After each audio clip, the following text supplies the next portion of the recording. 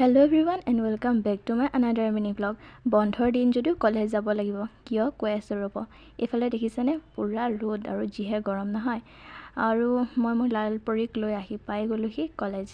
College অহাৰ কাৰণটো হৈছে 2-3 ছেপ্টেম্বৰত আমাৰ কলেজলৈ আহিব নাগপিয়াৰ টীম। সেইকাৰণে কালচাৰেল প্ৰগ্ৰেমৰ ডান্সৰ প্ৰেক্টিচ হৈ আছে আৰু ময়ো নাচিছোঁ। এয়া আমাৰ পোৱালীকেইটা ডান্স প্ৰেক্টিচ কৰি আছে।